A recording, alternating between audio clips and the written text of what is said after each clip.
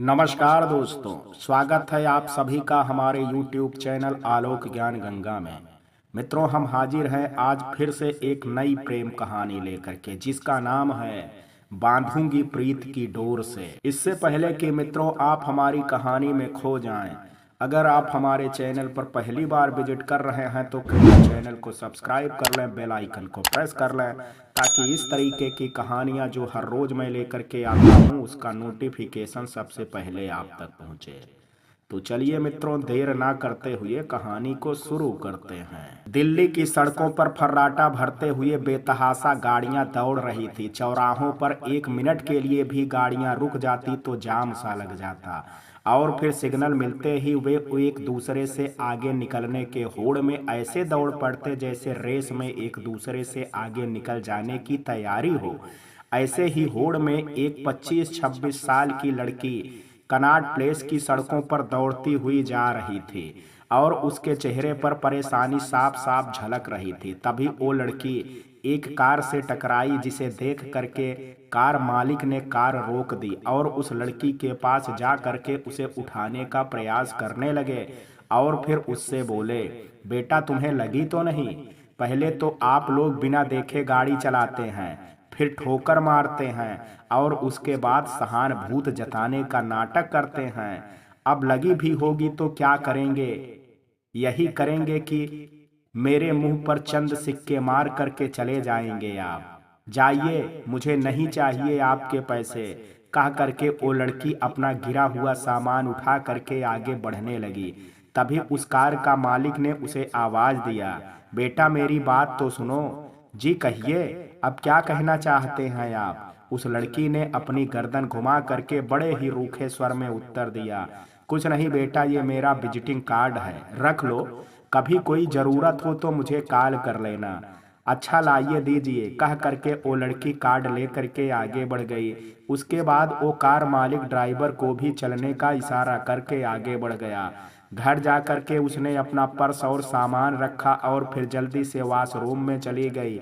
सामान रखने की आवाज़ सुन करके ही सुनंदा जी जान गई कि इसका आ चुकी है, इसलिए वो जल्दी से बाहर आ गई और मन ही मन सोचने लगी कि इसका को गए अभी 2 घंटे भी पूरे नहीं हुए, फिर आज अचानक इतनी जल्दी कैसे घर आ गई? वो जरूर कोई बात है, कह करके वो इसका की प्रतीक्षा करने लगी। तभी इसका ने आवाज़ लगाई, माँ मैं कपड़े लेना भूल गई हूँ, दे दो जरा, अभी लाती हूँ, कह करके सुनंदा जी ने कपड़े ला करके इसका को थमा दिया। लगभग 5 मिनट बाद इसका वॉशरूम से बाहर निकल करके आई और सुनंदा से बोली, माँ आप जल्दी से खाना निकाल दो, मुझे बहुत तेज से भूख लगी है, कह करके इसका अपने बालों में कंघी करने लगी। थोड़ी देर बाद सुनंदा जी खाना ले करके भी आ गई और इसका से बोली, इसका आज तुम बहुत जल्दी घर आ गई बेटा, इंटरव्यू के लिए नहीं गई क्या? हाँ माँ, मैं तो बताना ही भूल गई कि मैं जा ही रही थी कि एक अंकल ने गाड़ी बिल्कुल मेरे सामने कर दी। वो तो मैं बाल बाल बच गई, वरना आज ना जाने क्या होता, कह करके इसका चुप हो गई। इसका चुप ही हुई थी कि सुनंदा जी परेशान हो गई और इसका के शरीर को गौर से निहारते हुए बोली कि कहीं लगी तो नहीं तुझे, देखूं तो जरा। नहीं माँ, आप भी ना छोटी छोटी बातों को लेकर के परेशान हो जाती हैं, इसका कह करके इसका ने अपने कपड़े उठा दिए, जिसे देख करके सुनंदा जी की जान में जान आई। फिर वो बोली कि कौन था वो, तुमने उसके खिलाफ कोई कार्रवाई नहीं की? जिसे सुन करके इसका ने कहा कि नहीं माँ, वो देखने में कोई सज्जन पुरुष लग रहे थे, फिर इनमें दोष उनका भी तो नहीं था, ड्राइवर की गलती थी, और यदि मैं कंप्लेन करती भी तो बेचारा ड्राइवर दोनों तरफ से मारा जाता। एक तो वो नौकरी से हाथ धोता, दूसरे उसके ऊपर जो कार्रवाई होती वो अलग।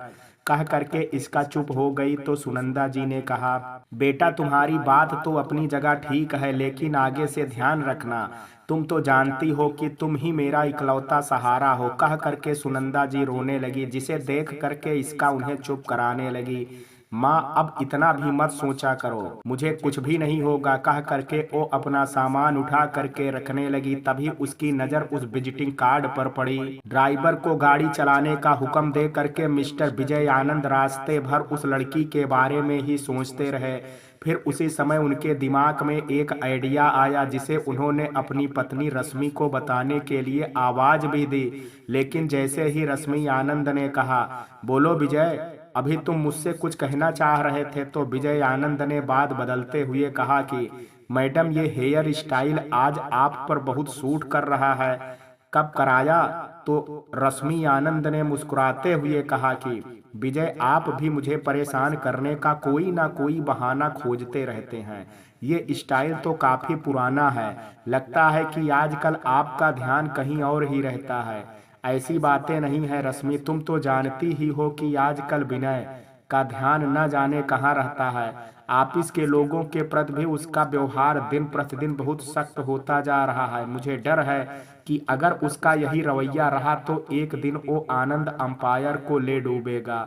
इससे पहले कि ऐसा कुछ हो, हम उसकी शादी कर देते हैं। विजय आनंद की बात सुन करके रश्मि आनंद ने तुरंत उत्तर दिया, क्या कोई ऐसी लड़की है तुम्हारी नजर में जिससे विनय शादी कर ले और खुश रहे? रश्मि की बात का जवाब देते हुए विजय आनंद ने कहा, हैं तो बहुत लड़कियां, किंतु क्या पता उसे पसंद आए या ना आए। एक काम करते हैं, आज शाम के डिनर पर उससे इस विषय पर कुछ बात करते हैं, क्या पता वो किसी लड़की को पसंद करता हो। कह करके रश्मि आनंद चुप हो गई। विजय आनंद ने भी हाँ में अपनी स्वीकृति दे दी और सीट थोड़ी पीछे करके सोने की मुद्रा में आ गए। थोड़ी देर में वो ऊँघने लगे। घर पहुंचे तो शाम खत्म होने से कुछ ही पल शेष बचे थे और रात ने अपना पांव पसारना शुरू कर दिया। रश्मि आनंद ने आज सारा खाना विनय की पसंद का ही बनवाया था और कड़ाही पनीर तो स्वयं उन्होंने अपने हाथों से ही बनाई थी और डाइनिंग टेबल पर बैठ करके विनय का इंतजार कर रही थी। रात के लगभग 10 बज चुके थे। विजय आनंद खाना खा करके सोने के लिए जा चुके थे, लेकिन रश्मि आनंद अब भी वहीं बैठ करके विनय का इंतजार कर रही थी, जबकि वो भी डायबिटीज की पेशेंट। बाकी विजय आनंद तो डायबिटीज और हार्ट पेशेंट थे और अक्सर उनका रक्तचाप बढ़ा ही रहता था। इसलिए उन्होंने अपने सोने और जागने का एक टाइम फिक्स कर रखा था। कुछ खास मौकों पर ही उन्हें देर होती थी।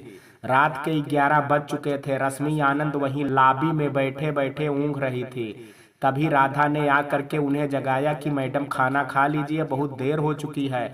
आपने आज इंसुलिन भी नहीं लगाया है। अभी भैया आएंगे तो मेरे ऊपर गुस्सा करेंगे, मैं अभी लेकर के आती हूँ। कह करके राधा फ्रिज की तरफ बढ़ ही गई थी कि रश्मि आनंद को इंसुलिन दे करके रोटियां सेकने लगी थी। तभी विनय ने भी घर में प्रवेश किया और माँ को डाइनिंग टेबल पर बैठे देख करके बोला, माँ, आप आज यहाँ क्यों बैठी हैं? चलिए चल करके सो जाइए, नहीं तो आप बीमार पड़ जाएंगे। विनय ने इतना कहा ही था कि राधा खाना ले करके आ गई और बोली, लीजिए मैडम, आप खाना शुरू कीजिए, तब तक मैं भैया की थाली लगाती हूँ। राधा की बात सुन करके विनय ने उनकी बात काटते हुए कहा, नहीं राधा दी, मैं खाना खा करके आया हूँ, किंतु मुझे आपसे एक शिकायत है कि आपने माँ को अभी तक कैसे भूखा रखा, जबकि ये बात आप अच्छी तरह से जानती हैं कि माँ डायबिटिक है। इससे पहले कि राधा कुछ कहती, रश्मि ने कहा, उसे क्यों डांट रहा है बेटा? उसे तो मैंने मना किया था, क्योंकि मैं आज तुम्हारे साथ खाना खाना चाहती थी। बहुत दिन हो गए तुम्हारे साथ खाना खाए। रश्मि आनंद ने अभी इतना कहा ही था कि राधा बीच में ही बोल पड़ी कि मैडम ने तो आज आपके लिए स्पेशल कड़ाही पनीर अपने हाथों से बनाई थी, लेकिन आप तो आज खाना खा करके आए हैं। चलिए कोई बात। जैसे ही राधा ने इतना कहा, विनय रश्मि के पास जा करके बोला, माँ, 2 कौर अपने हाथों से खिला दो, बहुत दिन हो गए आपके हाथों से खाना खाए। तो रश्मि ने जैसे ही एक कौर विनय के मुंह में डाला, विनय के मुंह से निकला, वाह माँ, आज भी आपके हाथों में वही स्वाद है जो आज से 20 वर्ष पहले हुआ करता था। सच? विनय के मुंह से अपनी तारीफ सुन करके रश्मि के मुंह से अचानक ही निकला। जैसे ही इसका की नजर उस विजिटिंग कार्ड पर इधर पड़ती है, वो खुशी के मारे उछलती हुई बोली, ओ माई गॉड, मिस्टर विजय आनंद, आनंद अंपायर के मालिक, अब भी यकीन नहीं हो रहा है मुझे। फिर इसका ने अपनी माँ को आवाज लगाना शुरू कर दिया, माँ, माँ जल्दी से आइए इधर, आपको कुछ दिखाना है। इसका की आवाज सुन करके सुनंदा जी अपने कमरे से बाहर निकल आई और इसका से बोली, क्या बात है बेटा जो इतना गला फाड़ फाड़ करके चिल्ला रही है? कोई अलादीन का चिराग मिल गया है क्या? चिराग ही समझिए माँ, आप सुनेंगी तो आपको भी विश्वास नहीं होगा कि जिसकी गाड़ी से मेरा एक्सीडेंट होते होते बचा था वो गाड़ी किसकी थी? किसकी थी? सुनंदा जी ने सवाल किया। माँ, आनंद इंडस्ट्रीज का नाम तो आपने सुना ही होगा, उसी के मालिक विजय आनंद जी की गाड़ी थी। और पता है आपको, उन्होंने मुझे अपना विजिटिंग कार्ड भी दिया है कि कोई कभी जरूरत हो तो मुझे कॉल कर लेना। तब तो ये बहुत अच्छी बात है, इसका मतलब है कि वो एक बहुत अच्छे इंसान भी हैं, तुम्हें उनसे जरूर मिलना चाहिए।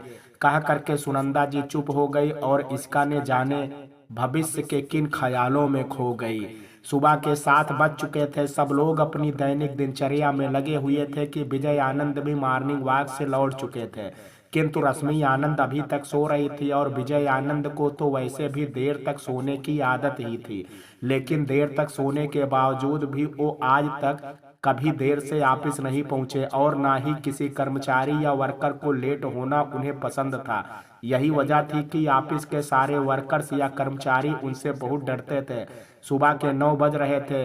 विनय आनंद भी फ्रेश होकर के नीचे आ चुके थे, किंतु रश्मि आनंद अभी तक दिखाई नहीं दे रही थी। वैसे तो विजय आनंद ही उन्हें उठाना नहीं चाह रहे थे, लेकिन जब उन्होंने देखा कि सुबह के 9 बजने वाले हैं और रश्मि के इंसुलिन का टाइम हो गया है तो उनसे रहा नहीं गया, इसलिए वो ऊपर जाने के लिए सीढ़ियां चढ़ने लगे। किंतु विनय आनंद ने, मैं ऊपर ही जा रहा हूँ, माँ को जगा दूंगा, कह करके उन्हें जाने से रोक दिया। ऊपर जा करके विनय ने देखा कि माँ उठ चुकी थी और गुमसुम सी बैठी थी।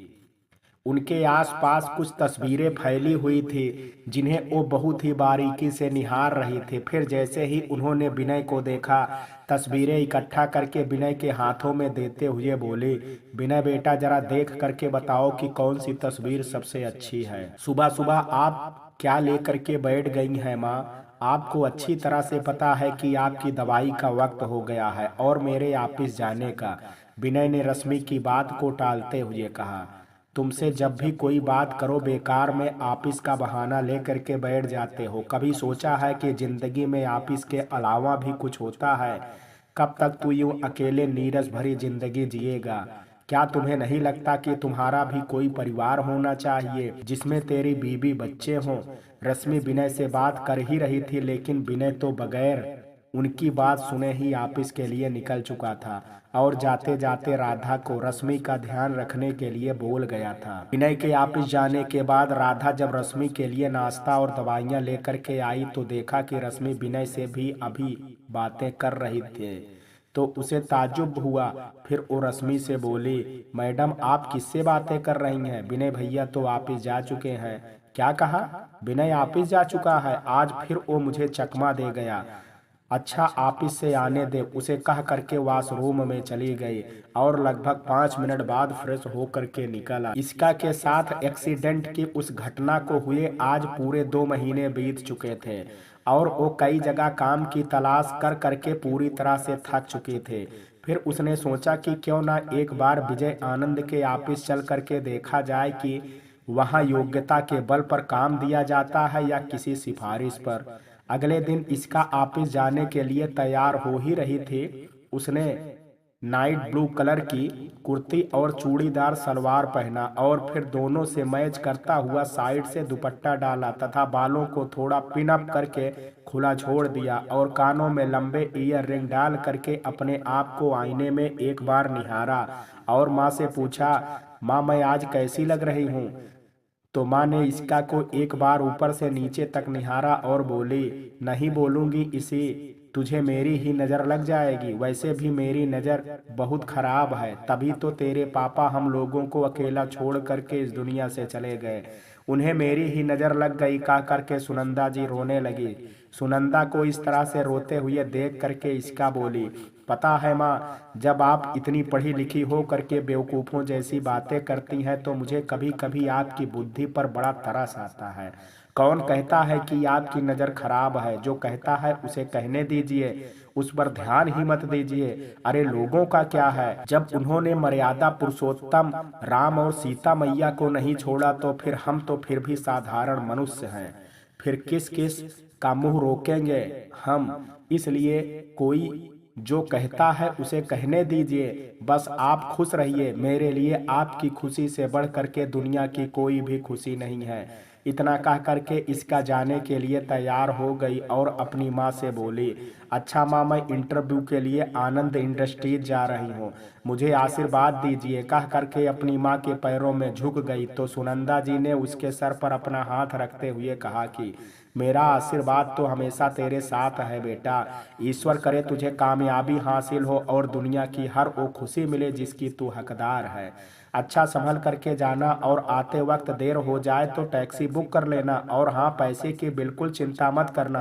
कह करके सुनंदा जी इसका को बाहर तक छोड़ने आई और इसका के जाने के बाद अंदर आ करके एक गहरी सांस ले करके लेट गई।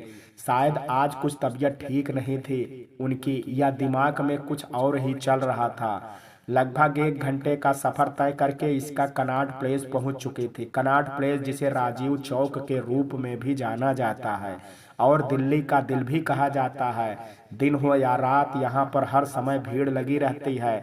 यह मुख्यतः अपने वाणिज्यिक संस्थानों के लिए भी प्रसिद्ध है। यहाँ हर कोई बिजनेस करना चाहता है, लेकिन सबके लिए यहाँ बिजनेस करना आसान भी नहीं है, क्योंकि एशिया की विश्व रैंकिंग में ये 7वें सबसे महंगे मार्केट के रूप में शुमार है।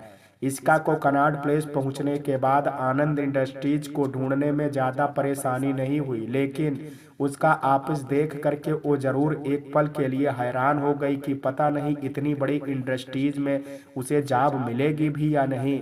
परंतु उसने अपने मन को समझाया और अंदर जाने लगी। तभी गेटमैन ने उसे रोका। एक पल के लिए तो वो डर ही गई, किंतु जब उसने कहा कि यहाँ अपना नाम पता किससे मिलना है और आने का रीजन लिखिए और फिर अंदर जाइए, तो उसकी तो जैसे जान में जान आ गई। फिर वो अपनी कागजी कार्रवाई पूरी करके अंदर तो चली गई, किंतु वहां के स्टाफ और ऑफिस की साज सज्जा को देख करके दंग रह गई। इसका जब आनंद इंडस्ट्रीज के ऑफिस के अंदर गई तो उसने देखा कि ऑफिस के सारे कर्मचारी पूरी तरह से मेंटेन थे और रैंप पर वॉक करते किसी मॉडल से कम नहीं लग रहे थे। इसका तो उन सभी को देख करके पहले ही घबरा गई थी। फिर किसी तरह से हिचकिचाते हुए उसने एक कर्मचारी से पूछा, एक्सक्यूज मी, क्या आप बता सकते हैं कि विजय आनंद जी कहाँ मिलेंगे? जी ऑफ कोर्स, लेकिन ये बताइए क्या आपने अपॉइंटमेंट ले रखा है उनसे मिलने का? जब कर्मचारी ने पूछा तो इसका ने कहा कि जी अपॉइंटमेंट तो नहीं है, बट उनका विजिटिंग कार्ड है मेरे पास जो उन्होंने मुझे दिया था, ये देखिए। कह करके उसने कर्मचारी को वो विजिटिंग कार्ड दिखा दिया। अच्छा ठीक है, आप जा सकती हैं। यहाँ से जाने के बाद पहले लेफ्ट मुड़िएगा, फिर राइट, फिर लेफ्ट, उसके बाद राइट में सर का केबिन है। जी थैंक्स, कह करके इसका उस कर्मचारी के बताए अनुसार आगे बढ़ गई, लेकिन आगे बढ़ने के बाद कंफ्यूज हो गई कि उसे समझ में नहीं आ रहा था कि अब किधर जाए। तभी सामने से आ रहे एक युवक से इसका ने पूछा कि आनंद सर का केबिन किधर है? तो उसने कहा कि बस थोड़ा आगे चल करके राइट ले लीजिएगा, वहीं पर है। इसका चलते चलते थक गई थी। फिर उसने केबिन के पास पहुंच करके राहत की सांस ली और अंदर जा करके कुर्सी पर आराम की मुद्रा में बैठ गए। जैसे ही वो बैठी उसे एक पल के लिए नींद आ गई और इसी बीच विनय आनंद अपने केबिन से निकल करके बाहर आए तो उन्होंने देखा कि एक लड़की चेयर पर बैठे बैठे ऊँघ रही है। तो उन्होंने उसके पास जा करके कहा कि देखिए मिस मैडम, आप जो भी हैं आप अपने घर जा करके सोएं। ये हमारा ऑफिस है, कोई आराम फरमाने की जगह नहीं है कि जिसको जब मन करे वो यहाँ आकर के आराम करे। इसका अपने सामने उस नवयुवक को इस तरह से बोलते हुए देख करके अपने आपे से बाहर हो गई और बोली, देखिए मिस्टर, मैं नहीं जानती कि आप कौन हैं, लेकिन किसी के बारे में बिना जाने आपको इस तरह से बोलने का कोई हक नहीं है। और रही बात आराम फरमाने की, तो मुझे कोई शौक नहीं है यहाँ आराम फरमाने का। वो तो मैं तब से आनंद सर का ऑफिस ढूंढते ढूंढते थक गई थी, इसलिए जब यहाँ पहुँच करके बैठी तो ना जाने कैसे आंख लग गई। बताइए अगर आप मेरी जगह होते तो क्या करते। इसका की बात सुन करके विनय आनंद गुस्से में आकर के बोले, अगर मैं आपकी जगह होता तो आराम करने की जगह पहले उनसे मिलता फिर आराम करता। कह करके विनय आनंद वहां से निकल गए। विनय आनंद के जाने के बाद इसका बड़बड़ाने लगी कि सारा मूड खराब करके रख दिया इसने। फिर वो आनंद सर से मिलने के लिए उनके केबिन की तरफ बढ़ चली। तभी सिक्योरिटी गार्ड ने उसे रोकते हुए कहा कि अरे मैडम, ऐसे बिना पूछे कहाँ घुसी जा रही हैं आप? कौन है, कहाँ से आई हैं, कोई नाम पता भी है? जैसे तमाम सवालों के उसने एक साथ बौछारें लगा दी। मेरा नाम इसका खन्ना है और मैं आनंद इंडस्ट्रीज के चेयरमैन से मिलना चाहती। तो ये कहिए ना मैडम कि आप आनंद इंडस्ट्रीज के मालिक से मिलना चाहती हैं। लेकिन माफ कीजिएगा मैडम, वो तो अभी अभी निकले हैं, आप कल आकर के मिल लीजिएगा। देखिए मैं बहुत दूर से आई हूँ, ऐसा कोई उपाय नहीं है कि जिससे मैं आज ही उनसे मिल सकूं। एक उपाय है मैडम, लेकिन उसके लिए आपको लगभग 4-5 घंटे इंतजार करना पड़ेगा। किंतु आपसे वो मिलेंगे या नहीं मिलेंगे ये उनकी इच्छा पर निर्भर करता है। इसलिए आप चाहें तो शाम के 6 बजे तक यहाँ बैठ करके इंतजार कर सकती हैं। जी मैं कर लूंगी, कह करके इसका वहां वेटिंग रूम में बैठ करके इंतजार करने लगी। वेटिंग रूम में बैठी इसका इंतजार कर ही रही थी और बार बार कभी वहां दीवार पर लगी घड़ी की तरफ नजर डालती और कभी अपनी कलाई घड़ी पर। अब तो शाम के 5 बज चुके थे। इसका वहां बैठे कर्मचारियों से पूछ पूछ करके थक चुकी थी और इसके साथ साथ उसके सब्र का बांध भी टूटता जा रहा था। फिर जैसे ही घड़ी की सुई ने 6 बजने का इशारा किया, उसके सब्र का बांध जैसे फिर पूरी तरह से टूट करके धराशायी हो गया और वो सीधे विनय आनंद के केबिन में घुस गई। सिक्योरिटी गार्ड ने उसे रोकने का प्रयास किया लेकिन वो विफल रहा। केबिन में उसने जा करके देखा तो वही नवयुवक कुर्सी पर विराजमान था जो उसे कुर्सी पर सोने के लिए खरी खोटी सुना करके गया था। उस नवयुवक को देख करके इसका सोच में पड़ गई कि क्या ये वही विजय आनंद जी हैं जिनसे वो मिलने आई है। लेकिन वो ये तो नहीं है, कहीं वो गलत जगह तो नहीं आ गई है। यही सोच करके वो परेशान हो रही थी तो उस नवयुवक ने कहा, कौन हो तुम और बिना मेरी इजाजत के अंदर कैसे आ गई? जी मैं कहते हुए इसका की जबान लड़खड़ा रही थी। तो उस नवयुवक ने कहा, ये जी मैं क्या लगा रखा है? क्या कहना है, साफ साफ कहो। जब विनय आनंद ने इतना कहा तो इसका ने विजिटिंग कार्ड आगे बढ़ाते हुए कहा, सर ये कार्ड मुझे सर ने दिया था और फोन करने के लिए कहा था, लेकिन मुझे नौकरी की तलाश थी तो मैंने सोचा कि क्यों ना उनसे ऑफिस चल करके ही मिल लूं, शायद कोई काम मिल जाए। उस लड़की की बात सुन करके विनय आनंद जोर का ठहाका लगा करके हंसे और इसका से बोले, क्या क्वालिफिकेशन है आपकी? क्या आपको लगता है कि आनंद इंडस्ट्रीज ऐसे ही किसी को नौकरी दे देती है? तो ये आपकी बहुत बड़ी गलतफहमी है। एक काम कीजिए, अपना बायोडाटा सेंड कर दीजिए, जब जरूरत होगी तो आपको कॉल कर दिया जाएगा। जी ठीक है, कह करके इसका ने अपना रिज्यूम सेंड कर दिया और उठ करके जाने के लिए तैयार हुई तो विनय आनंद ने कहा, रुकिए, रात बहुत हो गई है, मैं आपको मेट्रो स्टेशन तक छोड़ देता हूँ और वहां से आप कैब बुक कर लीजिएगा। इस समय शहर का माहौल थोड़ा ठीक नहीं चल रहा है, इसलिए मैं नहीं चाहता हूं कि मेरी इंडस्ट्रीज का नाम खराब हो। जी कह करके इसका थोड़ी देर तक वहीं खड़ी रही तो विनय आनंद ने उसे बैठने का इशारा किया, जिसके बाद वो डरते डरते बैठ गई। थोड़ी देर बाद विनय आनंद उठ करके जाने लगे, लेकिन उसने इसका को चलने के लिए नहीं कहा। थोड़ी देर तक वो इसका ने इंतजार किया, लेकिन जब उसने देखा कि समय बहुत ज्यादा हो गया है तो वो उठ करके जाने लगी। तभी फोन की घंटी बजी। कर्मचारी ने दौड़ करके फोन उठाया तो उधर से आवाज आई कि वो जो लड़की मेरे केबिन में बैठी है उससे बात कराइए। अभी कराता हूँ, कह करके कर्मचारी ने फोन इसका को पकड़ा दिया तो उधर से आवाज आई, hello miss madam, I am very very sorry कि मैं आपको बिना बताए छोड़ करके चला आया। इसके लिए आप जो चाहे हमें सजा दें, लेकिन अब मैं इतनी दूर निकल आया हूं कि वापस नहीं आ सकता, इसलिए अब आप एक काम कीजिए, वहां से अभी जल्दी निकलिए और घर जाइए। मैंने कैब बुक कर दी है, लेकिन सर मेरी बात तो सुनिए, मैं इतना पैसा इसका कह ही रही थी कि तब तक फोन उधर से कट गया। थोड़ी देर में ही एक कर्मचारी ने आकर के सूचना दी, मैम कैब आ गई है, चलिए। जी कह करके इसका कैब में तो बैठ गई, लेकिन रास्ते भर पैसे के बारे में ही सोचती रही। इस बीच कैब ड्राइवर के पास 2-3 बार फोन भी आ चुका था, कोई उससे लोकेशन पूछ रहा था और वो 2-3 बार बता भी चुका था। अब वो इस जगह पहुंच गया है। लगभग आधे घंटे बाद कैब इसका के घर पहुंच चुकी थी और वो ड्राइवर से 1-2 बार किराया भी पूछ चुके थे, किंतु ड्राइवर ने जाने किससे फोन पर बात कर रहा था। ये देख करके इसका को बहुत तेज गुस्सा आया। वो ड्राइवर से बोली, भैया आप किराया बताएंगे या मैं घर जाऊं? इसका की बात को कैब ड्राइवर ने पहले तो सुना ही नहीं, फिर इसका ने जब गाड़ी के शीशे को थपथपाया तो उसने अपना मोबाइल फोन अपने कानों से हटाते हुए पूछा, क्या है मैडम, अभी आप गई नहीं? मैं तब से पूछ रही हूँ कि आपके पैसे कितने हुए, तो आप बता ही नहीं रहे हैं। अब बिना आपके पैसे दिए कैसे मैं जा सकती हूँ भला? आप जाइए मैडम, पेमेंट हो गया है। सर ने आपको बताया नहीं? मुझे लगा आपको पता है। अच्छा भैया ठीक है, धन्यवाद, कह करके इसका चली गई।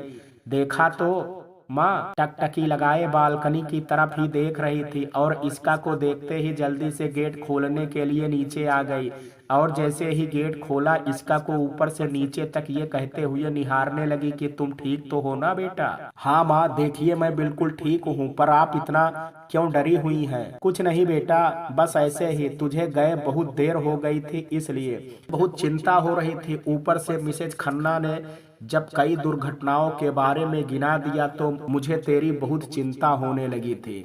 फिर तो जानती है कि तेरे पापा के जाने के बाद, कह करके सुनंदा जी फिर से रोने लगी। माँ कितनी बार कहा है कि किसी की बात मत सुना करो, बस अपने काम से काम रखा करो, लेकिन आप है कि सुनती कहाँ है मेरी। फिर मिसेज खन्ना का तो आदत है जले पर नमक छिड़कने का, सिर्फ दूसरों के घर में घुसी रहती है, कभी अपने घर और बच्चों को नहीं देखती है कि क्या गुल खिला रहे हैं। और खन्ना अंकल तो इस उम्र में भी अपनी बेटी की उम्र की लड़कियों को घूरते रहते हैं। कह करके इसका चुप हो गई। खैर छोड़ो माँ, वो तो अब बदलने से रही, किंतु आप तो पढ़ी लिखी हैं, समझदार हो, मेरी प्रेरणा स्रोत है, ऐसे लोगों के बातों में कैसे आ जाती हैं? इसका की बात सुन करके सुनंदा जी बोली, मैं तुझे कैसे समझाऊं बेटा कि भावनाओं पर किसी का कोई बस नहीं चलता है। यहाँ सारी पढ़ाई लिखाई धरी की धरी रह जाती है जब दिल में जज्बात और भावनाएं हावी हो जाती हैं, किंतु अभी तू इन भावनाओं को समझने के लिए बहुत छोटी है। फिर ईश्वर ना करे कि जिंदगी में कभी तुझे ऐसे हालात का सामना करना पड़े। मैं अब छोटी नहीं हूँ माँ, मैं बड़ी हो गई हूँ, कह करके इसका सुनंदा जी के गले से लग गई। सुनंदा जी ने भी अपनी लाडो रानी को ढेर सारा प्यार किया और फिर बोली, जा जल्दी से हाथ मुंह धो करके आ जा, तब तक मैं तेरे लिए खाना लगाती हूँ। कह करके रसोई की तरफ चली गई और इसका वॉशरूम में घुस गई। थोड़ी ही देर में सुनंदा जी 2 प्लेट में खाना लेकर के आ गई और इसका से बोली, अब जल्दी से आ जा इसी बेटा, नहीं तो खाना ठंडा हो जाएगा। माँ अभी आई, कह करके इसका टॉवेल से अपने गीले बालों को पोंछती हुई बाहर निकल आई और खाने की टेबल पर बैठ गई। खाते खाते सुनंदा जी ने आखिरकार पूछ ही लिया, क्यों बेटा, कैसे गुजरा आज का दिन? जी माँ बहुत अच्छा। इससे पहले कि सुनंदा जी और कोई सवाल पूछती कि इसका धीरे से उठी और बोली, अच्छा माँ, गुड नाइट। गुड नाइट बेटा। माँ मुझे बहुत तेज नींद आ रही है, मैं सोने जा रही हूँ, कल सुबह जरा जल्दी उठा देना, कह करके इसका कमरे में चली गई। इसका के जाने के बाद सुनंदा जी किचन में चली आई और उसके बाद सिंक में पड़े कुछ बर्तनों को धोया, फिर काउंटर पर रखा, थोड़ा बहुत सामान समेटा और बाथरूम में चली गई। और जब वापस आई तो देखा इसका गहरी नींद में सो चुकी थी। खाना खा करके आने के बाद इसका थोड़ी देर तक विनय आनंद के बिहेवियर के बारे में ही सोचती रही। उसे समझ नहीं आ रहा था कि ये विनय आनंद आखिर किस तरह का इंसान है, ऑफिस में अड़ियल और जिद्दी स्वभाव का और बाहर कुछ और। फिर वो सोचने लगी कि मुझे एक बात अब भी समझ में नहीं आ रही है कि आखिर उन्होंने मुझे इतनी देर तक बैठाए क्यों रखा, ऊपर से कैब का किराया भी दिया, वो चाहते तो मुझे पहले भी भेज सकते थे। यही सब सोचते सोचते इसका कि ना जाने कब नींद आ गई और वो गहरी नींद के आगोश में चली गई। इधर घर के आने के बाद विजय आनंद उस लड़की के बारे में ही सोच रहे थे और मन ही मन उसकी बेवकूफियों पर ये कहते हुए हंस भी रहे थे कि कितनी बेवकूफ थी वो लड़की, बाकी लड़कियों से बिल्कुल अलग। मैं बैठाए रहा और वो बैठी रही, उसकी जगह कोई दूसरी लड़की होती तो ना जाने कब का उठ करके चली जाती। कह करके वो फिर से हंस रहे थे। उनकी माँ रश्मि आनंद आ गई और बोली, वाह क्या बात है बेटा, लगता है आज कोई बहुत बड़ा प्रोजेक्ट तुम्हारे हाथ लगा है जो तुम इतना हंस रहे हो। नहीं माँ, बस ऐसे ही। तो जरूर बिजनेस में कोई मुनाफा हुआ है, वरना तुम्हारे चेहरे पर ऐसे कहाँ हंसी आती है। नहीं माँ, वो बात भी नहीं है, आप फिर गलत हैं। अच्छा चलिए एक चांस और देता हूँ, आपको फिर से गेस कीजिए। कह करके विनय आनंद फिर से हंसने लगे। तभी विजय आनंद भी आ गए और अपने बेटे को इस तरह से हंसता हुआ देख करके बोले, अरे भाई क्या गुफ्तगू चल रही है माँ बेटे में, किस बात पर इतना हंसा जा रहा है। कुछ नहीं पापा, बस ऐसे ही मैं किसी बात पर हंस रहा था। तो मम्मी आ करके गेस करने लगी कि मैं किस बात पर हंस रहा हूँ। तो मैंने भी कहा कि गेस कीजिए, देखें आप यही गेस कर पाती हैं या नहीं। अब आप ही बताइए कोई किस बात पर हंस रहा है, ये भला कोई कैसे बता सकता है जब तक सामने हंसने का कोई वाजिब कारण उपस्थित ना हो। बिल्कुल सही फरमाया आपने बरखुरदार, मैं आपकी बात का पूरी तरह से समर्थन करता हूँ। वैसे पूछना तो नहीं चाहिए, फिर भी चलिए आप बता ही दीजिए कि आप किस बात पर हंस रहे थे। हमारी श्रीमती जी और आपकी माता जी को संतुष्टि मिल जाएगी, वरना आप तो जानते ही हैं अपनी माता जी को खामखा उनका शुगर बढ़ जाएगा और इस उम्र में इतना स्ट्रेस लेना उनके लिए ठीक नहीं होगा। जानते हैं पापा, आज मेरे केबिन में एक लड़की आई थी जिसने मुझे अपना विजिटिंग कार्ड दिया और बोली कि आपने उसे फोन करने के लिए कहा था। व्हाट? अचानक ही रश्मि आनंद के मुंह से निकला। लेकिन विजय आनंद सोच में पड़ गए कि उन्होंने इधर कुछ दिनों से तो किसी को अपना विजिटिंग कार्ड नहीं दिया और ना ही ऐसा कुछ कहा। फिर वो दिमाग पर जोर डाल करके बोले, अच्छा ये बताओ देखने में वो कैसी थी? सामान्य सी थी, विजय आनंद ने कहा। पहनावा कैसा था? वही सलवार कुर्ता दुपट्टा, बिल्कुल आम लड़कियों वाला। तब ये वही लड़की हो सकती है जो उस दिन मेरी गाड़ी के आगे आ गई थी और बाल बाल बची थी।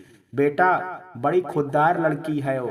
उसकी जगह अगर कोई और लड़की होती तो मुझसे पैसे लेने के लिए मेरे ऊपर एफआईआर तक करवा सकते थे, लेकिन उसने ऐसा कुछ नहीं किया। अच्छा ये बताओ तुमने उसे कुछ ऐसा वैसा तो नहीं कह दिया? बेचारी बड़ी उम्मीद लेकर के आई होगी।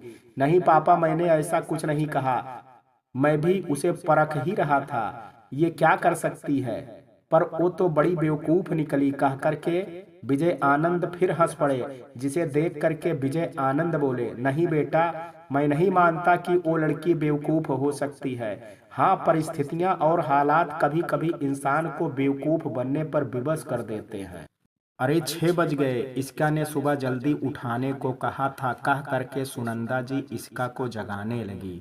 उठो बेटा, 6 बज गए हैं, ऑफिस जाना है। पर उन्होंने तो मुझे ऐसा कुछ नहीं बताया है। कह करके इसका फिर से सो गई। तो सुनंदा जी ने उसे फिर जगाया कि ऑफिस नहीं जाना है, कॉलेज बेटा, अभी थोड़ा और सो लेने दो माँ, 7 बजे का अलार्म लगा दो, मैं खुद उठ जाऊंगी।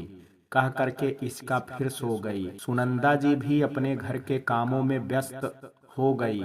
देखा तो थोड़ी देर बाद इसका भी आ गई और जल्दी जल्दी तैयार हो करके बगैर नाश्ता किए, देर हो रही है माँ, कह करके कॉलेज के लिए निकल गई। अगले दिन विनय आनंद ऑफिस आए तो कैमरे में कैद उस लड़की की गतिविधियों को देख रहे थे और बार बार कैमरा ऑन ऑफ कर रहे थे। कल तो उन्होंने शायद उसे ठीक से देखा भी नहीं था, किंतु आज जब उन्होंने स्क्रीन पर उसे कई बार देखा तो उनके मुंह से यही निकला कि सूरत तो अच्छी है, बस इसका थोड़ा सा मेकओवर करने की जरूरत है।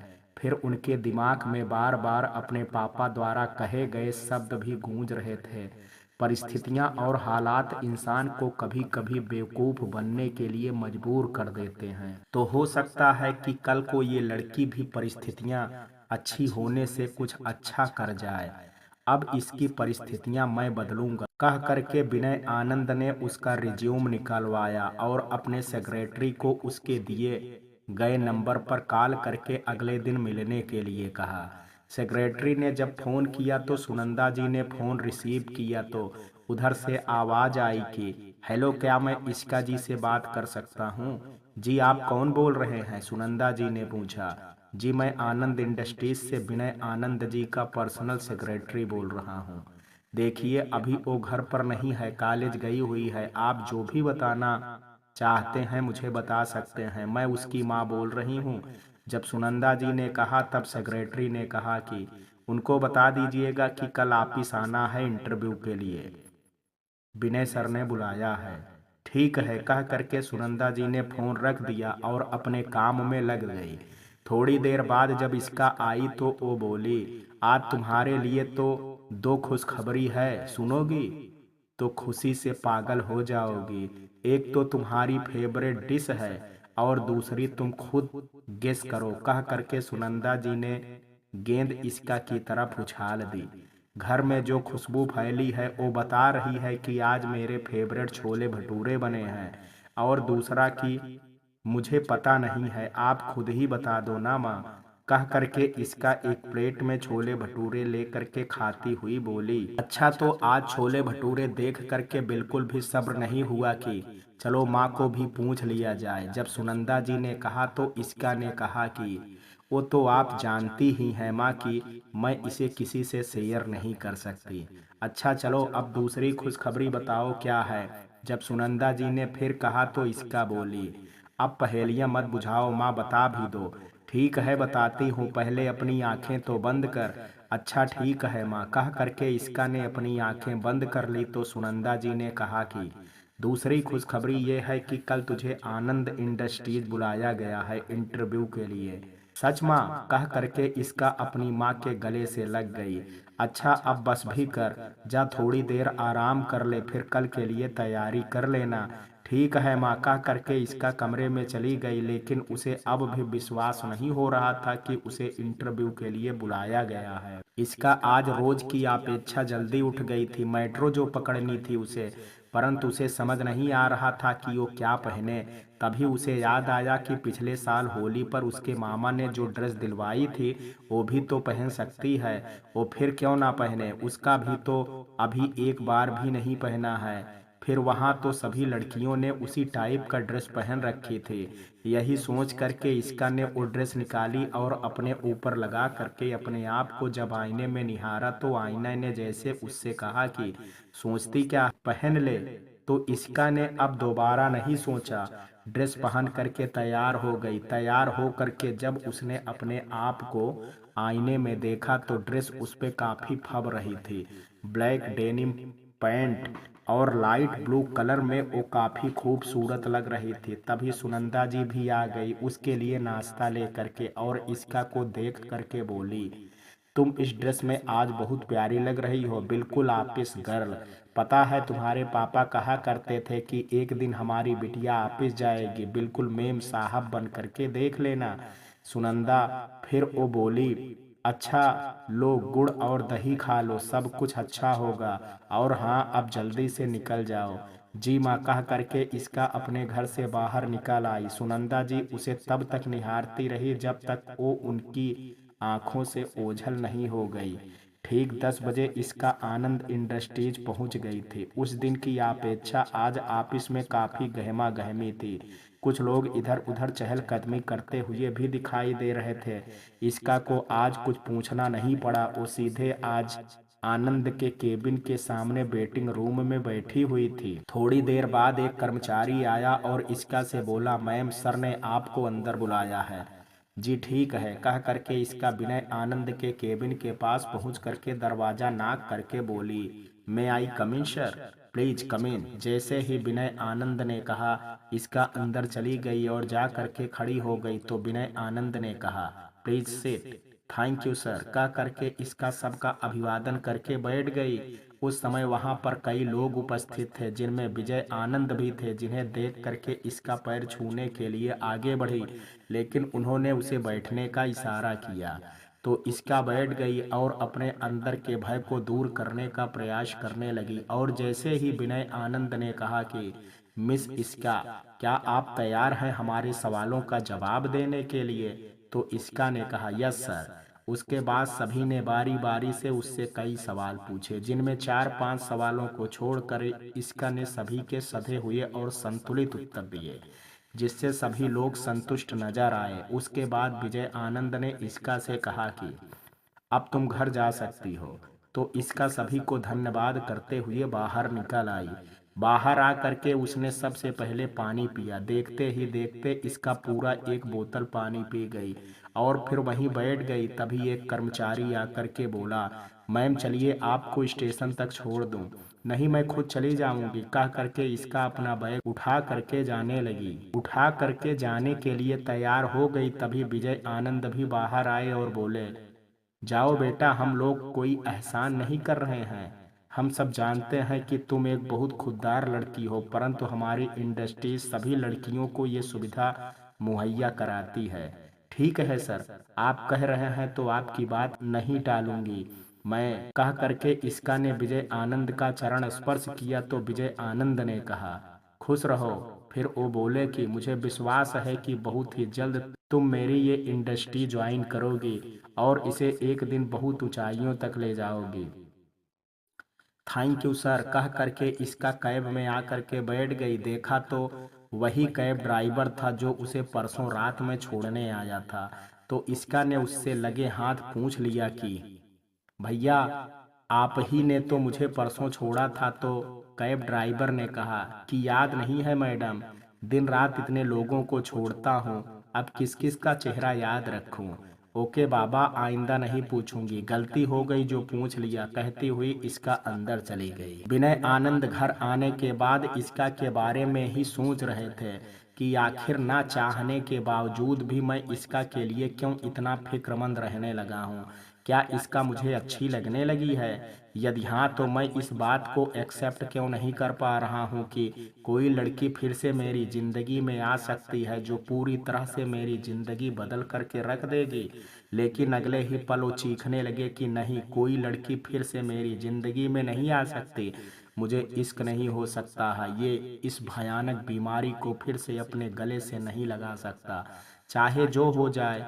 फिर उनकी आंखों के सामने अपनी माँ का चेहरा आ गया, जो ना जाने कब से अपनी बहू के आने का सपना सजाए बैठी हुई थी।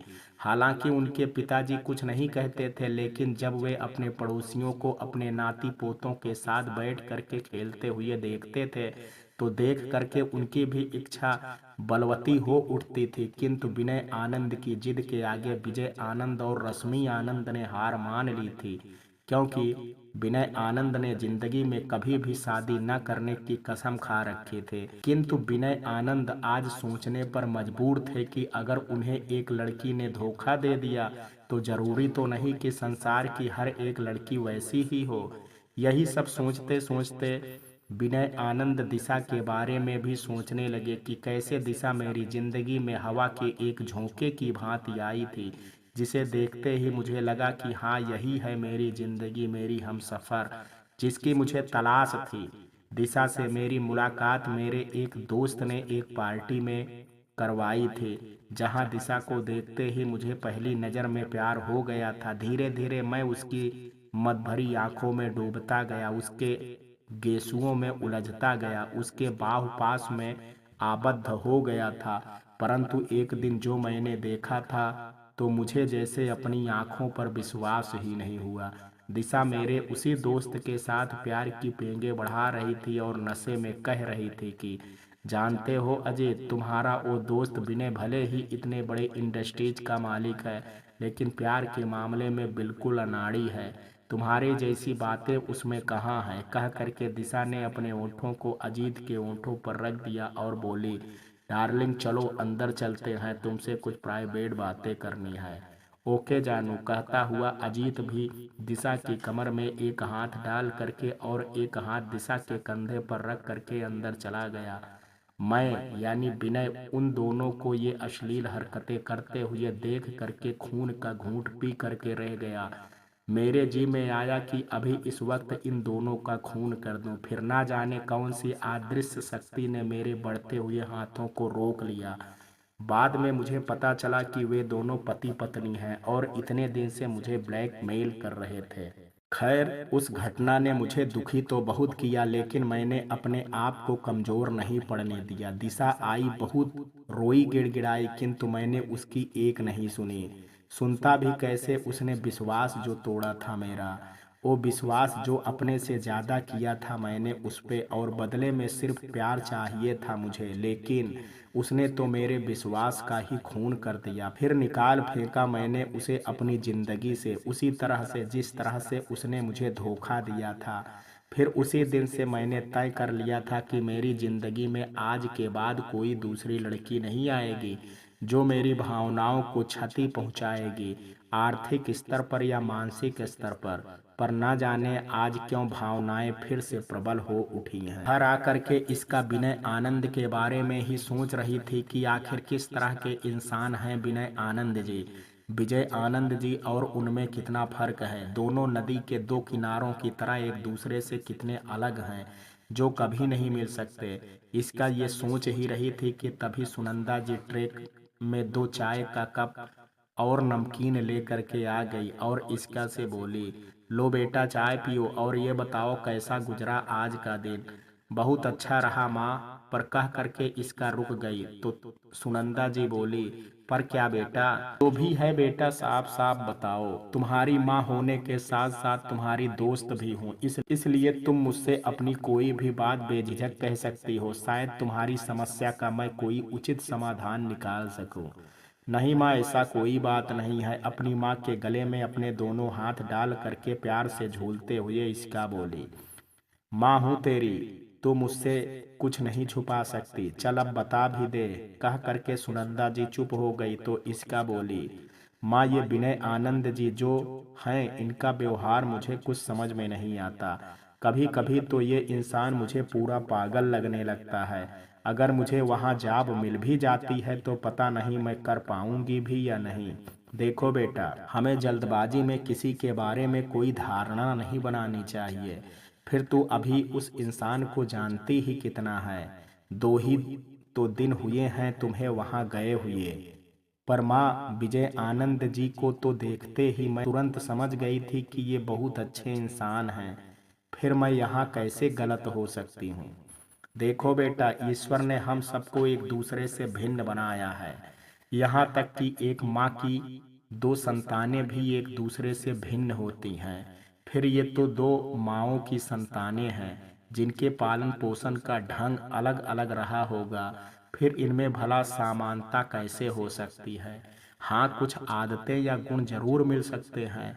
कह करके सुनंदा जी चुप हो गई तो इसका बोली, सच माँ, आप तो बहुत अच्छी फिलॉसफर हैं। कहाँ से सीखा इतना सब कुछ? हर बात का आप इतने अच्छे से समझाती हैं कि ना समझने की भी कतई गुंजाइश ही नहीं होती। इसका की बात सुन करके सुनंदा जी थोड़ी देर के लिए अपने अतीत की सुनहरी यादों में खो गई, जब वो कॉलेज के प्रांगण में विजय की बाहों में बाहें डाल करके अपने सुनहरे भविष्य के सपने संजो रही थी। विजय एक मध्यम वर्गीय परिवार का बहुत ही साधारण युवक था, जो पढ़ाई लिखाई में होशियार होने के साथ साथ बहुत ही शांत और मृदुल प्रकृति का था। कद यही कोई 5 फीट 11 इंच, रंग सांवला, आंखें बड़ी बड़ी, नाक थोड़ी मोटी और चौड़ी, माथा सब मिला करके चेहरे पर हमेशा एक मोहक मुस्कान लिए हर दिल अजीज था। कॉलेज में किसी से उसका कभी कोई विवाद नहीं होता था। यही वजह थी कि सुनंदा विजय की तरफ आकर्षित हो गई थी, और विजय भी तो सुनंदा के साधारण नयन नक्श पर ही मर मिटा था, और दोनों एक दूसरे के साथ जीने मरने की कस्में भी खा चुके थे। पर इनके प्यार की भनक धीरे धीरे एक दिन सुनंदा के घर वालों को भी लग गई, और फिर उस दिन सुनंदा के दादाजी के तुगलकी फरमान ने जो सुनंदा की जिंदगी में सब कुछ बदल करके रख दिया, जिसकी सुनंदा ने कभी सपने में भी कल्पना नहीं की थी। आज से ठीक 4 दिन बाद सुनंदा की शेखर के साथ शादी हो गई, और बुझे मन से सुनंदा शेखर की दुल्हन बन शेखर के घर चली गई। खाते पीते घर का लड़का था शेखर। ऐसे तो कोई ऐब नहीं था उसमें, पर एक ऐब था, दोस्तों के बहकावे में आकर के कभी कभी ड्रिंक कर लेता था। इसलिए शेखर के माता पिता ने उसे दिल्ली भेज दिया, जिससे उसका ये ऐब छुपा रहे, वरना उसकी शादी में मुश्किल हो सकती थी। लेकिन कहा जाता है कि शराब की लत ऐसी होती है जो इतनी आसानी से नहीं छूटती। कभी कभी तो ये जान ले करके ही छोड़ती है। शेखर के साथ भी ऐसा ही हुआ। जब उसके खर्चे कम पड़ने लगे तो उसने एक प्राइवेट कंपनी में नौकरी कर ली। अब तो सुनंदा भी आ चुकी थी उसकी जिंदगी में, जिसमें कुछ दिन तो उसकी ये लत छुपी रही, किंतु धीरे धीरे सुनंदा को भी शेखर की इस आदत के बारे में पता चल चुका था। परंतु वो भी क्या करती, इस बीच वो एक बच्ची की माँ बन चुकी थी। शेखर को छोड़ करके जा भी नहीं सकती थी, ऊपर से उसके साथ परिस्थितियां भी कुछ और थी। और फिर एक दिन अचानक शराब पी करके गाड़ी चलाने की वजह से सड़क हादसे में हुई शेखर की मृत्यु ने तो जैसे पूरी तरह से तोड़ करके रख दिया था। परंतु किसी तरह से संभाला उसने अपने आप को, अपनी बेटी इश्का के लिए, और आज भी उसी के लिए जी रही थी। वैसे जान भी तो इतनी आसानी से नहीं निकलती किसी के जाने के बाद, चाहे कोई कितना भी प्रिय क्यों ना हो। कोई ना कोई बंधन हमें बांधे रहता है इस संसार में जीने के लिए। सुबह के 7 बज रहे थे। इसका नींद में ही अपने आने वाले भविष्य के सपने संजो रही थी, तो तभी उसे लगा कि मोबाइल फोन की घंटी बज रही है, लेकिन आलस बस उसने देख करके अपनी आंखें फिर से बंद कर ली। तभी सुनंदा जी स्नान पूजा आदि से निवृत्त हो करके बाहर आई। इसका को जगाते हुए बोली, बेटा कब से तेरा मोबाइल फोन बज रहा है और तू है कि घोड़े बेच करके सो रही है। ला ये फोन मुझे दे दे, मैं इसे अपने पास रखूंगी, कम से कम कोई जरूरी कॉल होगा तो उठा लूंगी। पता है मैंने तुझे ये फोन अपने कान की बालियां और अपना मोबाइल बेच करके इसलिए नहीं खरीदा था कि तू कोई जरूरी कॉल देख करके अनसुना कर दे। वो तो मैंने इसलिए खरीदा था कि जब तू घर से बाहर जाती है तो मुझे बहुत टेंशन होती थी, वरना तू तो जानती है कि ये घर कितनी मुश्किल से चलता है। सुनंदा जी बोले जा रही थी, लेकिन इसका तो गहरी नींद में सो रही थी। उसके ऊपर सुनंदा जी की बातों का कोई असर नहीं हो रहा था। तभी ठंडे पानी की कुछ बूंदों ने उसे नींद से जगा दिया और फिर वो अपने गालों को छूती हुई बोली, लगता है फिर से बारिश शुरू हो गई। जाब लगते ही सबसे पहले मैं ये इसका के इतना कहते ही सुनंदा जी बोली, छत तो तब सही करवाएगी जब तुझे जाब मिलेगी। पता है उसके लिए सुबह उठना पड़ता है, बहुत मेहनत करनी पड़ती है, और वो तू करने से रही। पता है तेरा अलार्म कब से बज रहा है, मोबाइल पर फोन आ रहा है, लेकिन तू है कि उठने का नाम ही नहीं ले रही है। सुनंदा जी की बात सुन करके इसका बोली, तो उठा देती माँ, तुझे क्या लगता है मैंने तुझे उठाया नहीं, कब से उठा रही हूँ तुझे, लेकिन तू उठे तब ना। और हाँ, कोई बारिश नहीं हो रही है, वो तो मैंने परेशान हो करके तेरे ऊपर पानी के छींटे मारे थे। अच्छा, तो ये आपकी शरारत थी। मैं भी कहूँ कि इस मौसम में बारिश, अच्छा मोबाइल फोन दीजिए, देखूं तो सही कि किसका कॉल है। ये लो, सुनंदा जी ने इसका को मोबाइल देते हुए कहा। इसका ने मोबाइल फोन खोल करके देखा तो विजय आनंद की मिस्ड कॉल पड़ी हुई थी। सर का इस वक्त फोन, जरूर कुछ बताने के लिए फोन किया होगा। भगवान, सर ना जाने क्या सोचते होंगे मेरे बारे में, कह करके इसका परेशान हो रही थी। तो सुनंदा जी ने कहा कि एक बार तुम ही कॉल करके देख लो, क्या पता कोई जरूरी काम हो। मुझे बहुत डर लग रहा है माँ, काम कीजिए, आप ही फोन करके कुछ बता दीजिए। जब इसका ने कहा तो सुनंदा जी ने कहा कि मैं भला क्या बताऊंगी, कुछ भी बता दीजिएगा माँ, लेकिन मैं अभी बात नहीं करूंगी, कह करके इसका ने मोबाइल फोन अपनी माँ की तरफ बढ़ा दिया। सुनंदा जी ने फोन तो ले लिया, किंतु आज कई सालों बाद किसी अजनबी से बात करने में उन्हें भी थोड़ा हिचकिचाहट हो रही थी। लेकिन अपनी हिचकिचाहट को छुपाते हुए उन्होंने कॉल किया तो उधर से आवाज आई, हेलो जी बताइए। नमस्ते सर, मैं इसका की माँ बोल रही हूँ, आपने अभी थोड़ी देर पहले कॉल किया था। नमस्ते, अरे हाँ याद आया, मैंने ही फोन किया था, पर किस लिए किया था शायद याद नहीं, लेकिन इसका कहाँ है, उससे बात कराइए मेरी। सर इसका अभी नहा रही है, मुझे लगा कि कोई ज़रूरी कॉल है इसलिए मैंने मिलाया।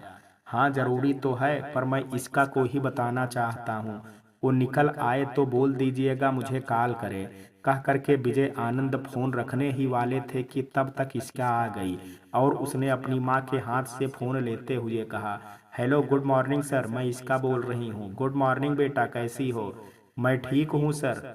आई am very very sorry sir, मैं आपकी कॉल रिसीव नहीं कर पाई। आप बताइए, आप कैसे हैं? सॉरी की कोई ज़रूरत नहीं है बेटा, हो जाता है कभी कभी। और हाँ, मैं बिल्कुल ठीक हूँ। थोड़ी देर बाद रुक करके उन्होंने फिर कहा कि अच्छा ये बताओ, कब से हमारी कंपनी ज्वाइन कर रही हो? कौन सी कंपनी सर? विजय आनंद की बात सुन करके इसका ने पूछा। तो क्या विनय ने तुम्हें कुछ बताया नहीं? नहीं सर। ठीक है, मैं अभी बात करके देखता हूँ, कह करके विजय आनंद ने फोन रख दिया। विजय आनंद जी से बात करने के बाद सुनंदा जी कुछ परेशान लग रही थी। उन्हें विजय आनंद जी की आवाज़ कुछ जानी पहचानी लग रही थी। ऊपर से नाम भी तो वही था, पर नाम के आगे आनंद नहीं जुड़ा हुआ था। नहीं तो विजय नहीं हो सकता। कहाँ एक साधारण फैमिली से ताल्लुक रखने वाला विजय, और कहाँ आनंद इंडस्ट्रीज के मालिक विजय आनंद जी। बिल्कुल भी नहीं हो सकता है। सुनंदा, क्या नहीं हो सकता है माँ? सुनंदा जी को इस तरह से अपने आप में बोलते हुए देख करके इसका ने कहा, कुछ नहीं बेटा, बस ऐसे ही कुछ याद आ गया। अच्छा तू बता, आनंद इंडस्ट्रीज से फिर से कोई कॉल आया कि नहीं? अभी तो नहीं आया माँ, एक दो दिन और वेट कर लेती हूँ, उसके बाद कहीं और ट्राई करती हूँ। हाँ बेटा, वैसे एक दो दिन वेट करने में कोई बुराई नहीं है। अच्छा तू ये काम करना, मैंने नाश्ता बना करके रख दिया है, कर लेना। तब तक मैं थोड़ी देर आराम कर लेती हूँ। पता नहीं क्यों सिर में बहुत तेज दर्द है, शायद थोड़ी देर आराम कर लेने से ठीक हो जाए। उठिए माँ, आप अब आराम से लेटिए, मैं आपके सिर में तेल लगा देती हूँ, आराम मिल जाएगा। कितनी बार कहा है कि ज्यादा टेंशन मत लिया कीजिए, सब ठीक हो जाएगा। पर आप है कि दिन रात ना जाने क्या क्या सोचती रहती हैं। अच्छा, आप चुपचाप आंखें बंद करके लेटी रहिए, मैं अभी थोड़ी देर में आती हूँ, कह करके इसका कमरे से बाहर निकल आई।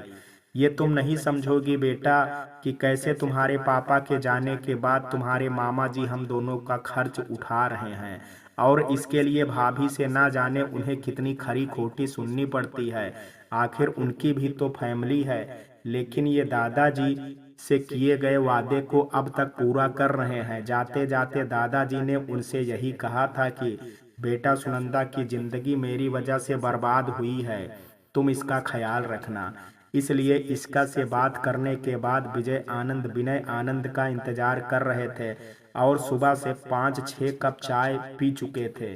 ठीक 9 बजे विनय आनंद तैयार हो करके नीचे आ करके अखबार पढ़ते हुए नाश्ता कर रहे थे। तभी विजय आनंद ने कहा, बेटा, तो तुमने क्या सोचा उस लड़की के बारे में? लड़की? कौन सी लड़की पापा? अरे वही जिसका कल इंटरव्यू था। कल तो किसका इंटरव्यू था पापा? आप किस इंटरव्यू की बात कर रहे हैं? हाँ, मुझे भी पता है कि कल कई इंटरव्यू थे, लेकिन मैं तुम्हारे पर्सनल सेक्रेटरी वाले इंटरव्यू की बात कर रहा हूँ। ओ, क्योंकि कई कैंडिडेट तो बहुत ही अच्छे हैं। ऐसा करते हैं कि चंद शर्मा जी को ही रहने देते हैं, आखिर इतने सालों से वो काम जो कर रहे हैं हमारे यहाँ। हाँ, तो हम शर्मा जी को कहाँ निकाल रहे हैं, उन्हें हम प्रमोशन दे करके कहीं और शिफ्ट कर देंगे, लेकिन हमें एक सेक्रेटरी की नियुक्ति तो करनी ही करनी है। कह करके विजय आनंद विनय आनंद के जवाब की प्रतीक्षा करने लगे। अच्छा पापा, चलता हूँ, बाकी मेंबर से बात करके आपको बताता हूँ। वैसे आपकी क्या राय है? इसका इज द बेस्ट। और ये बात मैं इसका की क्वालिफिकेशन देख करके नहीं कह रहा हूँ, बल्कि इसलिए कह रहा हूँ कि उसमें जो गुण हैं वो औरों से अलग हैं। कह करके विजय आनंद चुप हो गए। ठीक है पापा, मैं ऑफिस पहुँच करके आपको फोन करता हूँ, कह करके विनय आनंद बाहर निकल आए। ऑफिस पहुँच करके विनय आनंद इसका के बारे में ही सोच रहे थे कि तभी एक मेंबर ने आकर के उनका ध्यान ये कहते हुए भंग कर दिया कि क्या सोच रहे हैं मिस्टर विनय? कुछ नहीं, बस ऐसे ही। फिर थोड़ी देर बाद उन्होंने कहा कि कल सेक्रेटरी के लिए जो इंटरव्यू हुआ था उस बारे में आपकी क्या राय है मिस्टर विनोद जी? वैसे तो मेरी नज़र में कई कैंडिडेट हैं, किंतु इसका is the best. Mister Vinod की राय जानने के बाद विनय आनंद ने एक दो और मेंबर की राय ली, तो सब ने यही एडवाइस दी कि इसका इज द बेस्ट। अब विनय आनंद के पास इसका को सेलेक्ट ना करने की कोई गुंजाइश नहीं बची थी। इसलिए विनय आनंद ने अपने कंपनी के सेक्रेटरी को इसका का फोन करके सूचना देने के लिए कहा। शाम के 4 बज रहे थे। इसका अपनी माँ सुनंदा जी के पास लेटी हुई बुक पढ़ रही थी कि तभी उसके मोबाइल पर फोन पर एक अनजान नंबर से कॉल आई। पहले तो इसका ने इग्नोर कर दिया, लेकिन जब कॉल फिर दोबारा आई तो इसका ने कॉल रिसीव करके हेलो कहा। यस, पर आप कौन बोल रहे हैं? इसका ने प्रश्न किया। जी, मैं आनंद इंडस्ट्रीज से विनय आनंद जी का पर्सनल सेक्रेटरी बोल रहा हूँ। आपको एक मैसेज देना है। जी बताइए, कह करके इसका उत्तर की प्रतीक्षा करने लगी। मैम, आपको कल से आनंद इंडस्ट्रीज ज्वाइन करनी है बतौर पर्सनल सेक्रेटरी विनय आनंद। वैसे आपको मेल कर दिया गया है जो आपको कुछ घंटों में मिल जाएगा, किंतु सर का आर्डर था कि आपको इन्फॉर्म कर दिया जाए, इसलिए मैंने आपको कॉल किया है। सच मुझे तो यकीन ही नहीं हो रहा है कि मैं आपको किस तरह से धन्यवाद दूं। Thank you so much sir, कह करके इसका ने सेक्रेटरी को धन्यवाद दिया। वेलकम मैम, वैसे आपकी जानकारी के लिए बता दूं कि आप मेरी जगह ले रही हैं। तब तो बहुत बुरा होगा आपके साथ। क्या आपको नौकरी से निकाल दिया जाएगा? नहीं मैम, नौकरी से तो नहीं निकाला जाएगा। हो सकता है मुझे कहीं और प्रमोट कर दिया जाए, क्योंकि आनंद इंडस्ट्रीज किसी के साथ नाइंसाफी तो नहीं करती। वैसे आपकी जानकारी के लिए बता दूं, सर बहुत पंक्चुअल हैं। उन्हें लेट लतीफ़ी बिल्कुल भी पसंद नहीं है, इसलिए आप ऑफिस टाइम से आ जाइएगा। मैनी मैनी थैंक्स सर कि आपने मुझे इतनी जानकारी दी, वरना यहाँ तो लोग थोड़ी थोड़ी बात पर एक दूसरे की टांग खींचने से बाज नहीं आते। मैम, ये गुण भी मैंने यहीं से सीखा है। खैर, बेस्ट ऑफ लक। कल फिर आपसे मुलाकात होगी, तब तक के लिए goodbye. Thank you so much sir, goodbye कह करके इसका ने फोन रख दिया। तब तक उसकी आवाज सुन करके सुनंदा जी भी जाग चुकी थी और इसका के फोन रखते ही बोली, आनंद इंडस्ट्रीज से फोन था? हाँ माँ, क्या कहा उन लोगों ने? कल मुझे ऑफिस बुलाया गया है माँ, लेकिन मुझे डर लग रहा है क्योंकि मुझे विनय आनंद की पर्सनल सेक्रेटरी के रूप में नियुक्त किया गया है। किंतु इसमें डरने वाली कौन सी बात है? विनय आनंद आज की पीढ़ी के नवयुवक हैं और तुम भी आज के प्रगतिशील विचारों वाली नवयुवती हो। दोनों की सोच में कुछ तो समानता होगी ही। हाँ, सामंजस्य स्थापित करने में कुछ समय जरूर लग सकता है। इसके लिए तुम्हें थोड़ा धैर्य से काम लेना होगा, अपनी वाणी में थोड़ी मृदुलता लानी होगी। बस माँ, अब रहने भी दीजिए। आगे आप यही कहेंगी कि नफरत को प्यार से जीता जा सकता है, बुराई को अच्छाई से जीता जा सकता है। इसका की बात सुन करके सुनंदा जी हंस पड़ी और बोली, जब तू सब जानती है तो मुझे परेशान क्यों करती है? मुझे विश्वास है कि मेरी बेटी बहुत अच्छा काम करेगी। अच्छा, रुक, मैं तेरा मुंह मीठा कराती हूँ। कह करके उठने को तैयार हुई तो इसका ने उन्हें ये कहते हुए रोक दिया कि अच्छा, अब आप चुपचाप यहीं बैठे रहिए, अभी आपकी तबीयत ठीक नहीं है, मैं लेकर के आती। इसका की बात आज सुनंदा जी टाल ना सकी और चुपचाप आंखें बंद करके लेटी रही। थोड़ी देर बाद इसका एक ट्रे में 2 गिलास पानी और 2 कटोरियों में कुछ ले करके आई और सुनंदा जी से बोलिए, देखिए माँ, मैंने आज आपके लिए क्या बनाया है। अब जल्दी से उठ करके बताइए कि कैसा बना है। क्या लाई है बेटा, देखूं तो सही। कह करके सुनंदा जी एक कटोरी उठा ली और उसको बहुत गौर से देखने लगी। थोड़ी देर तो उन्हें समझ में नहीं आया कि ये क्या है, लेकिन इसका का दिल रखने के लिए उन्होंने पहले इसका का मुंह मीठा कराया, फिर अपने मुंह में एक चम्मच डाल करके बोली, वाह, क्या हलवा बनाया है बेटा, सच मजा आ गया खा करके।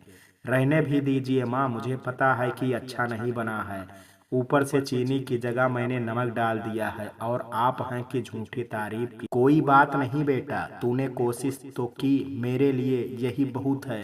कह करके इसका को अपने सीने से लगा लिया। इसका भी थोड़ी देर तक एक छोटे बच्चे के समान अपनी माँ की गोद से चिपकी रही और जब सुनंदा जी सो गई तो उठ करके बाहर आ गई और अलमारी से अपने कपड़े निकाल करके देखने लगी। अच्छा, ये वाला पहन लूंगी, सोबर और सिंपल लगेगा। कलर देखा है इसका, बिल्कुल उतर गया है। इसका ने मन ही मन अपने आप से कहा। अच्छा, ये वाला पहन लूंगी, बिल्कुल मॉडर्न लगूंगी, जैसा कि आजकल काम पर जाने वाली लड़कियां पहनती हैं। पर इस ड्रेस की मैचिंग कोई सैंडल नहीं है मेरे पास और बगैर उसके पूरी ड्रेस ही खराब लगेगी। कहते हुए इसका ने वो ड्रेस भी दूसरी तरफ रख दी। थोड़ी ही देर में वहां कपड़ों का ढेर लग चुका था, लेकिन इसका की समझ में कुछ भी नहीं आ रहा था कि वो क्या पहनेगी। तभी उसके दिमाग में उसी क्षण आया कि एक बार माँ की अलमारी में देखती हूँ, शायद मुझे कुछ समझ में आ जाए। ये सोच करके इसका ने अपनी माँ की अलमारी अभी खोली ही थी कि तब तक सुनंदा जी आ गई और बोली, क्या ढूंढ रही हो बेटा? कुछ नहीं माँ, बस ऐसे ही देख रही थी कि शायद आपके पास कुछ यूनिक सा दिख जाए। मेरे पास और यूनिक? पागल तो नहीं हो गई है?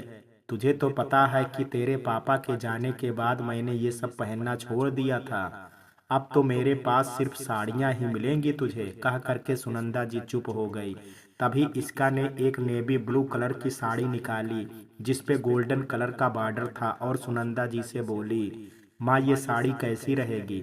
अच्छा, तो तू अब साड़ी पहनेगी? कह करके सुनंदा जी जोर जोर से हंसी। आप हंस क्यों रही हैं माँ? मैं अब आपकी वो छोटी वाली गुड़िया नहीं रही जो आपकी उंगली पकड़ करके चला करती थी। पता है कि तू कितनी बड़ी हो गई है, ठीक से चलना अभी आता नहीं है, फिर तू साड़ी बांध करके कैसे चलेगी? कह करके सुनंदा जी ने इसका की फिर एक बार चुटकी ली। माँ अब तो मैं साड़ी ही पहन करके जाऊंगी, लेकिन मुझे आप तैयार करेंगी। वैसे आपको तो पता है कि मुझे साड़ी पहनना नहीं आता। ठीक है बाबा, मैं कर दूंगी, लेकिन इसकी जगह तू और कोई साड़ी पहन ले। इस साड़ी में क्या खराबी है माँ? नहीं, खराबी तो कुछ नहीं है, अगर तुम्हें अच्छी लग रही है तो तुम पहन सकती हो। ओके माँ, मैं एक बार चेक कर लेती हूँ। कह करके इसका अपने रूम में चली गई और सुनंदा जी फिर से पुरानी स्मृतियों में। उन्हें याद आने लगा वो पल जब साड़ी की दुकान में डमी के रूप में सजी इस साड़ी को सुनंदा को एकटक निहारते हुए देख करके अपने सेविंग के पैसों से विजय ने दिलवाई थी और कॉलेज की फेयरवेल पार्टी में पहनने के लिए कही थी। लेकिन सुनंदा की जिंदगी में तब तक वो भूचाल आ गया जिसकी उसने कल्पना भी नहीं की थी, और फिर उसके बाद उस साड़ी को उसने वैसे ही सहेज करके रख दिया। अगले दिन इसका को सुनंदा ने अपने हाथों से तैयार किया। ऊपर से वो नीली साड़ी इसका के ऊपर काफी, और इसका अपने आप को आईने में देख करके मुग्ध हो मन ही मन मुस्कुरा उठी थी। तभी सुनंदा जी ने कैब के आने की सूचना दी और इसका को जल्दी से नीचे उतरने के लिए कहा। आती हूँ माँ, कह करके इसका ने अपने आप को एक बार फिर से आईने में निहारा, पर्स और कुछ जरूरी कागजात उठाया और जल्दी से नीचे आ गई। तभी सुनंदा जी ने इसका को अक्षत और रोली का टीका लगाया तथा दही और गुड़ खिला करके ऑफिस के लिए इसका को भेजते वक्त आज सुनंदा जी की आंखें फिर छलछला उठी थी। उन्हें लग रहा था कि जैसे वो आज उसे अपने घर से विदा कर रही हों। तभी डोरबेल बजने की आवाज ने उनका ध्यान भंग कर दी। बालकनी से बाहर झांक करके देखा तो दूध वाला था। उसके बाद उन्होंने अपनी भावनाओं पर नियंत्रण रखना शुरू कर दिया, लेकिन भावनाएं कहाँ नियंत्रित होती हैं इतना जल्दी। एक बार उमड़ आती हैं तो अपने साथ साथ आंसुओं का ऐसा सैलाब लेकर के आती हैं कि उनको रोकना मुश्किल हो जाता है। इसका आज समय से पहले ही आनंद इंडस्ट्रीज पहुंच गई थी और विनय आनंद भी आज बहुत जल्दी में थे, इसलिए बगैर नाश्ता किए ही ऑफिस के लिए निकल चुके थे। ठीक 10 बजे वो अपने केबिन में थे और आते ही उन्होंने सबसे पहले अपने नए सेक्रेटरी के बारे में पूछा। तभी एक कर्मचारी ने आकर के सूचना दी कि सर, इसका मैडम लगभग आधा घंटा से आपका वेट कर रही हैं, उन्हें अंदर भेज दूं? हाँ भेज दो, कह करके विनय आनंद कुछ फाइलें देखने लगे। तभी थोड़ी देर में दरवाजे पर दस्तक हुई और एक मधुर आवाज ने कहा, मे आई कम इन सर? यस कम इन। विनय आनंद ने जैसे ही कहा इसका अंदर चली गई और थोड़ी देर तक खड़ी रही। विनय आनंद ने उसे बैठने के लिए नहीं कहा क्योंकि उनका ध्यान कहीं और था। वो इसका को देखते ही रह गए। वैसे इसका आज बड़ी प्यारी लग रही थी। एक तो उसने साड़ी पहनी थी, फिर उसके ऊपर थोड़े से मेकअप से उसका रूप और खिल आया था जिसे देख करके कोई भी मुग्ध हो सकता था। फिर विनय आनंद भी तो एक आम इंसान ही थे जो उसके रूप लावण्य को देख करके मुग्ध हुए बिना नहीं रह सके। तभी उनके पुराने सेक्रेटरी ने आकर के दरवाजा नॉक करते हुए कहा, मैं आई कम इन सर? यस कम इन, विनय आनंद ने कहा। तभी उनकी नजर इसका पर पड़ी जो अभी तक खड़ी, जिसे देखते ही विनय आनंद ने कहा, इसका जी आप अभी तक खड़ी क्यों हैं? प्लीज बैठिए। थैंक यू सर कह करके इसका बैठ गई तो विनय आनंद ने अपने पुराने सेक्रेटरी से कहा कि मिस्टर रोहित आप इसका मैम को काम समझा दीजिए। जी सर कह करके रोहित इसका को काम समझाने लगा। थोड़ी ही देर में इसका ने अपने काम को बखूबी समझ लिया तो रोहित ने विनय आनंद से कहा कि मैंने इसका जी को सारा काम समझा दिया है, उम्मीद है कि ये आपके साथ बहुत बेहतर अच्छा काम करेंगी। अच्छा अब मैं चलता हूँ, best of luck. Mister Rohit कहाँ जा रहे हैं आप? आपको पता है कि हमारी इंडस्ट्रीज को आप जैसे मेहनती और ईमानदार लोगों की ज़रूरत है, इसलिए आज से आप इस इंडस्ट्रीज के सलाहकार नियुक्त किए जाते हैं। मैं? सर मैं? हाँ मिस्टर रोहित, मैं आपके बारे में ही बात कर रहा हूँ। आज से आप इस इंडस्ट्रीज के चेयरमैन के साथ काम करेंगे। पर सर मुझे इस बारे में कोई आइडिया नहीं है। धीरे धीरे सब हो जाएगा मिस्टर रोहित, अब आप जा सकते हैं। जी सर कह करके मिस्टर रोहित बाहर निकल गए तो विनय आनंद इसका से मुखातिब होते हुए बोले, मिस इसका आज आपका पहला दिन है, इसलिए काम को अच्छी तरह से समझ करके कीजिएगा। ओके सर कह करके इसका अपने काम में मशगूल हो गई। थोड़ी देर बाद विनय आनंद ने देखा तो इसका अपने काम में इतनी मशगूल हो गई कि उसकी 2 कप चाय रखे रखे ठंडी हो गई, लेकिन इसका ने उसे पिया नहीं था। तब मिस्टर विनय आनंद ने 2 कप कॉफी मंगवाई।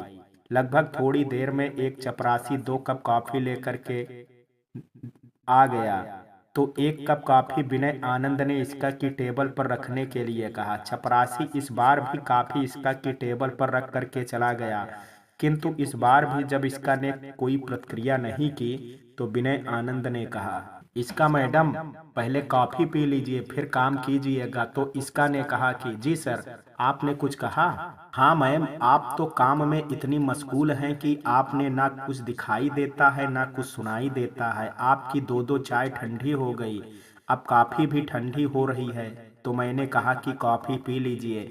ऐसा भी काम क्या, काम तो होता रहेगा। जी सर कह करके इसका डरते डरते कॉफी का घूंट भरने लगी, लेकिन उसके चेहरे पर डर साफ साफ झलक रहा था, जिसे देख करके विनय आनंद ने कहा कि इसका जी घबराइए नहीं, मैं भी आपकी तरह एक इंसान हूँ और हम लोगों को साथ काम करना है। जी सर कह करके इसका फिर अपना काम करने लगी। तभी विजय आनंद भी आ गए और विनय आनंद से बोले कि बेटा कैसी लगी आपको हमारी नई सेक्रेटरी? अच्छी है पापा, अपने काम के प्रति इतनी वफादार है कि इन्हें तो भूख प्यास भी नहीं लगती है। ये देखिए 2 चाय रखे रखे ठंडी हो गई और काफ़ी भी ठंडी हो जाती अगर मैं नहीं बताता तो। हो जाता है बेटा कभी कभी ऐसा। फिर आज तो इनका पहला दिन था, कुछ डर और घबराहट भी रही होगी। फिर वो इसका से बोले, वैसे बेटा तुम्हें मेरे यहाँ रहते किसी से डरने की कोई ज़रूरत नहीं है, चाहे वो मेरा बेटा ही क्यों ना हो। जी सर कह करके इसका फिर अपना काम करने लगी। इस समय उसके चेहरे पर एक हल्की मुस्कुराहट थी और विनय आनंद के चेहरे पर भी संतोष साफ साफ झलक रहा था, जिसे विजय आनंद ने पढ़ लिया था और पढ़ करके मन ही मन खुश हो रहे थे। रात के करीब 11 बज चुके थे। इसका आज काफी प्रसन्न लग रही थी। तभी सुनंदा जी भी आ गई और बोली, बेटा कैसा रहा आज का दिन?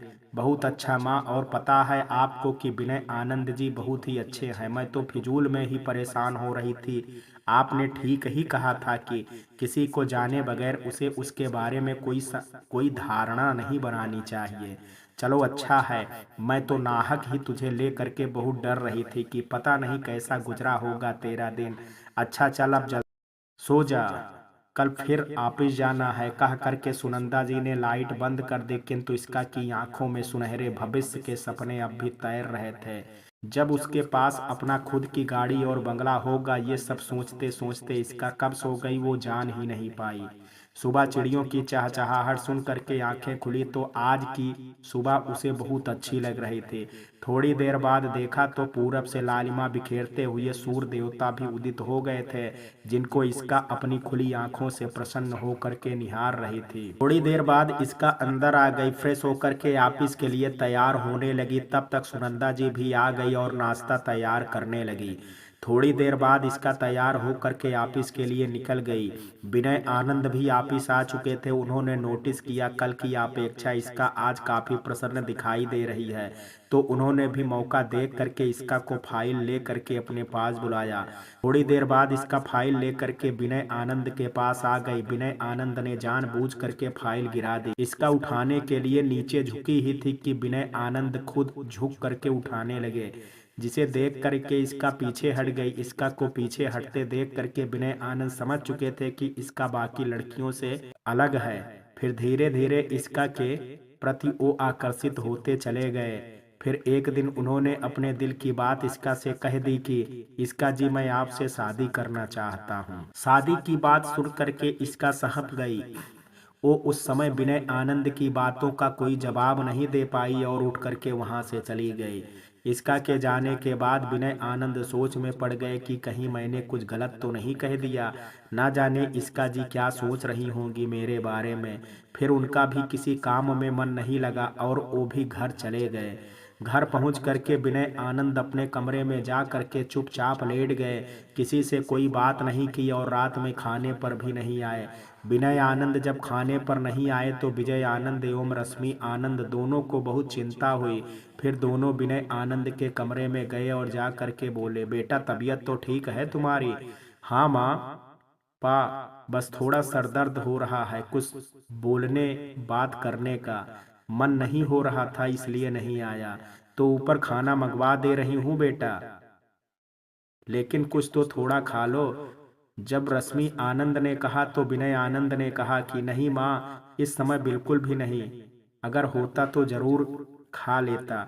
अच्छा ठीक है, आराम कर। कितनी बार कहा है कि ज्यादा काम मत कर, कुछ अपने लिए भी समय निकाल, किंतु तू है कि सुनता ही नहीं है। अच्छा मैं दवा लेकर के आती हूँ, खा करके चुपचाप सो जा, थोड़ी देर में आराम मिल जाएगा। कह करके रश्मि आनंद ने नीचे दवा लेने चली गई और थोड़ी देर में ही दवा और खाना लेकर के ऊपर आ गई। लेकिन विनय आनंद ने मुश्किल से मुंह में एक कौर डाला होगा और दवा खा करके मुंह ढक करके सो गया। विनय आनंद को इस तरह से देख करके विजय आनंद समझ गए कि बात कुछ और ही है। फिर उन्होंने इसका को फोन मिलाया। फोन मिलाने पर इसका को फोन बंद था। इसके बाद उन्होंने ऑफिस के कर्मचारियों से कुछ पूछा और तुरंत ऑफिस के लिए निकल गए। इधर घर आकर के इसका भी कुछ गुमसुम सी लग रही थी और थोड़ी देर बाद सिरदर्द का बहाना बना करके सो गई। सुनंदा जी ने आज से पहले इसका को कभी इस तरह से नहीं देखा था। वो समझ चुकी थी कि कुछ तो बात है, इसलिए उस समय उन्होंने इसका को सोने दिया। रात के करीब 10 बजे जब सुनंदा जी इसका के लिए खाना लेकर के आई तो इसका ने खाने से इनकार कर दिया। किन सुनंदा जी ने अपनी कसम देकर के किसी तरह से इसका को खाना खिलाया और फिर समझाते हुए कहा कि आखिर बात क्या है बेटा जो तुम इतनी परेशान हो? मैं तुम्हारी माँ हूँ और तुम्हारे अलावा मेरा इस दुनिया में कोई नहीं है और मैं तुम्हें इस तरह से परेशान नहीं देख सकती, इसलिए जो भी है मुझे सच सच बताओ। अपनी माँ की बात सुन करके इसका ने कहा कि माँ, जो आनंद इंडस्ट्रीज के मालिक विनय आनंद जी हैं वो मुझसे शादी करना चाहते हैं, पर आप तो जानती हैं कि मैंने इन सब चीज़ों के बारे में कभी सोचा ही, इसलिए मैं वहाँ से बिना कुछ कहे चली आई। इसका की बात सुन करके सुनंदा जी बोली, बिल्कुल ठीक किया तुमने इसी, शादी विवाह के फैसले इतने जल्दबाजी में नहीं किए जाते, इसलिए तुम पहले अच्छी तरह से सोच लो कि तुम्हें क्या करना चाहिए। अपनी माँ की बात सुन करके ठीक है माँ कह करके इसका अपने कमरे में चली गई और विनय आनंद के बारे में सोचने लगी। फिर वो मन ही मन कहने लगी कि आखिर क्या बुराई है विनय आनंद में, बस उम्र का थोड़ा सा फासला है, बाकी तो कोई बुराई नहीं है नजर आती, दुनिया चाहे जो कहे। फिर वो सोचने लगी कि विनय आनंद इतने बड़े इंडस्ट्रीज के मालिक हैं, उन्हें तो बहुत अच्छी अच्छी लड़कियां मिल सकती हैं, लेकिन उन्होंने मुझे ही क्यों चुना, जबकि मैं तो एक साधारण सी फैमिली से हूँ। जरूर वो मुझे सच्चे दिल से चाहते हैं, इसलिए मुझे भी उनका भरोसा नहीं तोड़ना चाहिए। किंतु उससे पहले मुझे माँ से बात करनी चाहिए। यही सोच करके इसका अपनी माँ से बोली, माँ विनय आनंद जी मुझसे उम्र में थोड़े बड़े जरूर हैं, लेकिन वो इंसान बहुत अच्छे हैं और मुझे दिल से चाहते हैं, इसलिए मैं भी उन्हें अपने प्रीत के डोर से बांधना चाहती। इसका की बात सुन करके सुनंदा जी बोली, ठीक है बेटा, तू एक बार फिर से अच्छी तरह से सोच ले, उसके बाद कोई फैसला करना। तब तक मैं तेरे मामा जी से बात करती हूँ। ठीक है माँ, कह करके इसका वहां से बालकनी की तरफ चली गई और विनय आनंद का नंबर मिला करके उधर से जवाब की प्रतीक्षा करने लगी। विनय आनंद सो चुके थे, इसलिए विजय आनंद ने फोन रिसीव कर लिया और उत्तर की प्रतीक्षा करने लगे। इसका ने 2-3 बार hello sir, I love you too कहा, लेकिन उधर से कोई उत्तर ना पा करके फोन रख दिया। विजय आनंद इसका की आवाज पहचान चुके थे, इसलिए उन्हें ये समझते देर नहीं लगी कि ये इश्क का मामला है। फिर उन्होंने उसी क्षण इसका को अपने फोन से फोन मिलाया और बोले, इसका मैं तुम्हारे पेरेंट्स से मिलना चाहता हूँ। पेरेंट्स सर, बस मेरी माँ है, मैं उनसे बात करके आपको बताती हूँ। कह करके इसका ने फोन रख दिया और फिर अपनी माँ से बोली, माँ विजय आनंद जी आपसे मिलना चाहते हैं। विजय आनंद जी, देखो बेटा, वे इतने बड़े आदमी हैं और हमारा घर तो तुम जानती ही हो। कह करके सुनंदा जी रुक गई तो इसका ने कहा, नहीं माँ, उन्हें आने दीजिए। अगर उन लोगों को मुझसे रिश्ता जोड़ना है तो उन्हें मुझे इसी रूप में अपनाना होगा। इसका की बात सुन करके सुनंदा जी ने कहा कि ठीक है, तू जैसा ठीक समझे। कह करके सुनंदा जी जल्दी जल्दी घर का काम निपटाने लगी और इसका पास ही बाजार चली गई कुछ घरों की जरूरी सामान लेने। थोड़ी देर बाद जब इसका घर का सामान लेकर के वापस आई तो देखा कि सुनंदा जी घर का सारा काम निपटा चुकी थी। तभी डोर बेल बजी तो इसका ने उठ करके दरवाजा खोला, देखा तो सामने विजय आनंद जी खड़े थे। इसका ने झुक करके उनके पैर छू लिए। विजय आनंद जी ने भी इसका को खुश रहो का आशीर्वाद दिया। उसके बाद इसका उन्हें अपनी माँ से मिलवाते हुए बोली, सर ये है मेरी माँ, बस यही मेरी दुनिया है।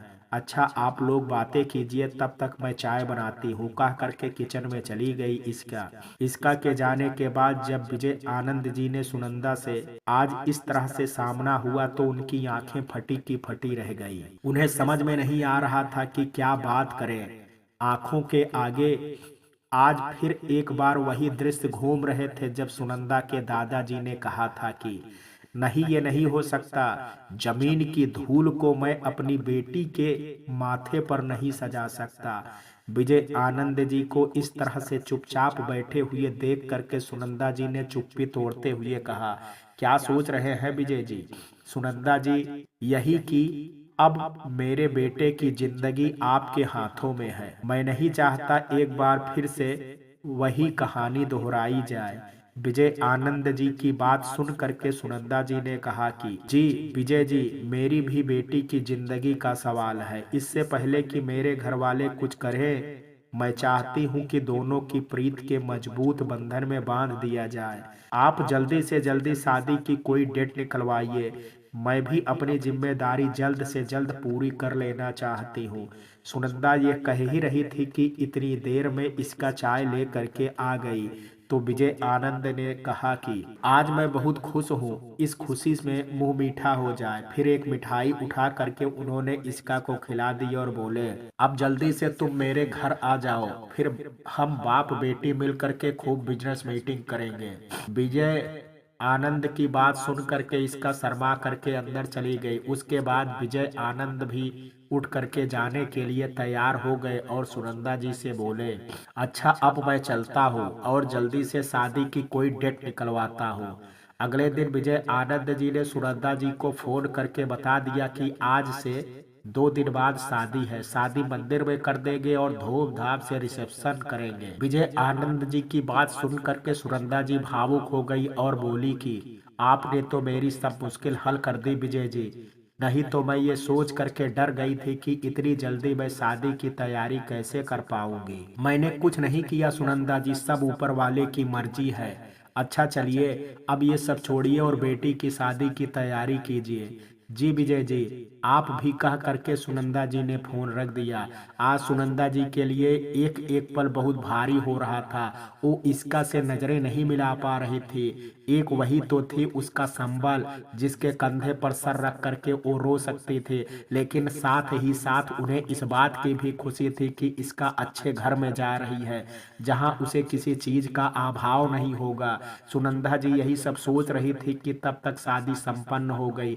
आशीर्वाद के लिए जब इसका उनके पैर में झुकी तो उन्होंने उसे उठा करके गले से लगा लिया। तो इसका सिसकते हुए बोली, अपना ख्याल रखना माँ। हाँ बेटा, तुम भी अपना और अपने परिवार का ख्याल रखना, कह करके सुनंदा जी ने इसका को नम आंखों से विदा किया।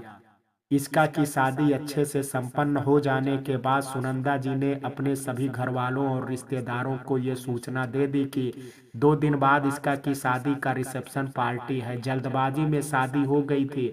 रिसेप्शन पार्टी में सुनंदा जी ने यही महसूस किया कि तब से लेकर के आज के समय में कितना फर्क आ गया है।